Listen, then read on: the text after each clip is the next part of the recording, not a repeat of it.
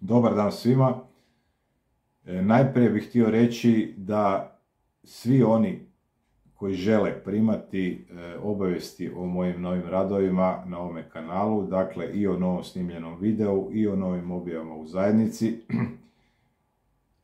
trebaju stisnuti zvonce i nije dosta da se samo stisne zvonce, nego u padajućem izborniku treba stisnuti sve. Ukoliko se samo stisne zvonce, dobijat ćete samo obavijesti o mojim novim objavama u zajednici, ali nećete dobijati obavijesti o novim videima koje sam snimio i stavio na ovaj kanal.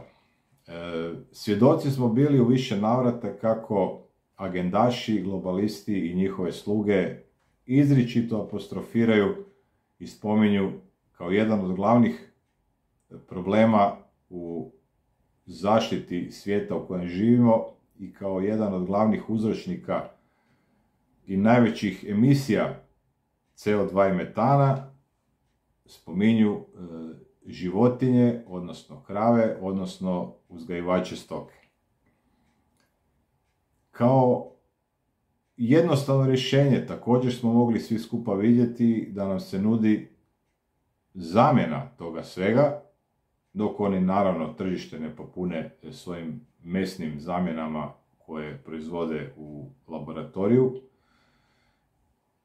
Kao zamjena svega toga nudi nam se prehrana kukcima.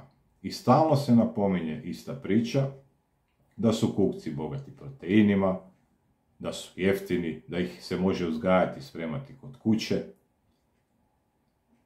I sad čovjek bi očekivao da ti koji to pričaju, da će oni svojim primjerom prvi pokazati kako se to radi i da će svojim primjerom pokazati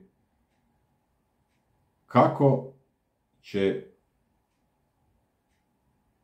prestankom jedenja mesa i kako će zamjenom u svom meniju mesa sa kukcima oni svim ljudima na svijetu, ne samo riječima, nego i djelom pokazati kako se to radi. Pa da li je to stvarno tako?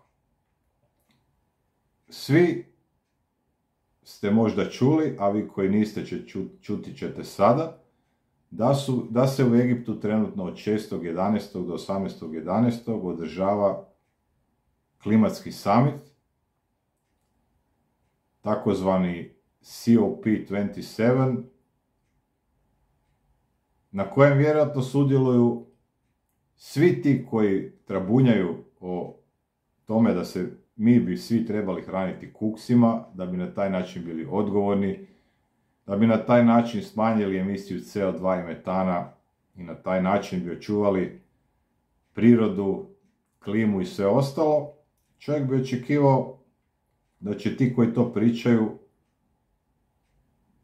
ne samo s tim riječima, nego i svojim djelima pokazati kako se to radi, kako je to biti odgovoran i kako uživaju u kukcima, žoharima, skakavcima svih oblika.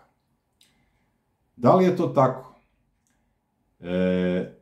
Pa eto, ostavit ću vam u opisu ovog videa, dakle, meni sa klimatskog samita u Egiptu, iz kojeg ćete moći vidjeti što to ti koji nama govore da bi mi trebali jesti kukce jedu tamo na tom samitu, koje su to namirnice, a ja ću vam sada ukratko to u par rečenica pročitati.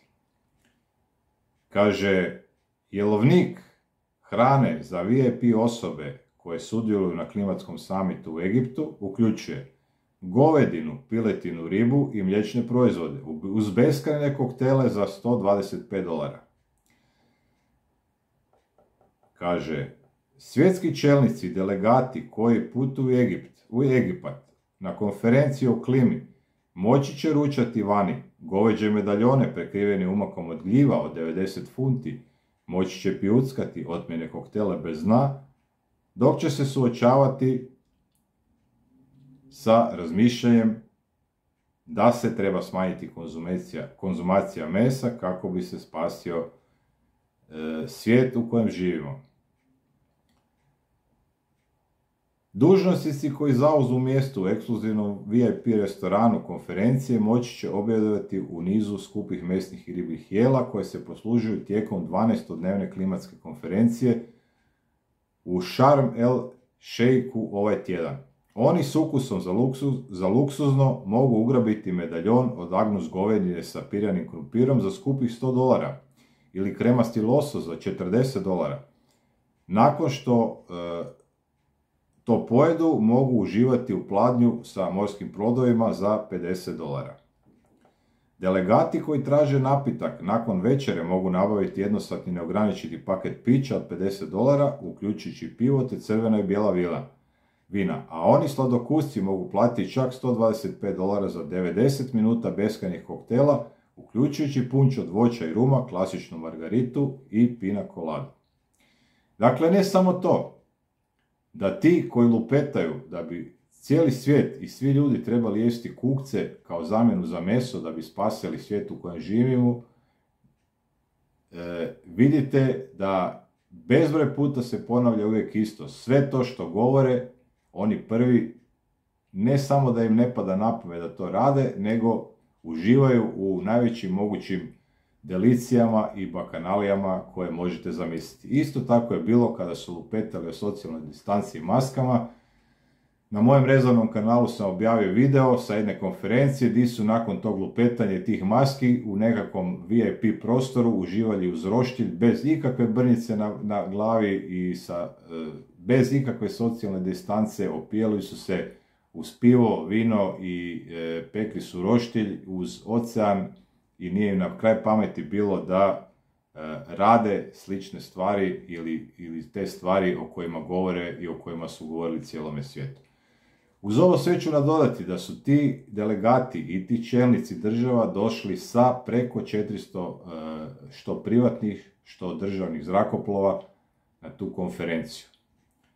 Eto, ostavit ću vam ovaj članak da ga možete sami pogledati, da se u taj jelovnik možete uvjeriti u opisu ovoga videa. Što bi se reklo, pametnom dosta. To bi bilo to za danas. Ja ću vas lijepo pozdraviti i zaželjet ću vam prekrasan ostatak dana, a mi se čujemo i vidimo s nekom novom temom neki drugi dan. Pozdrav, Bog!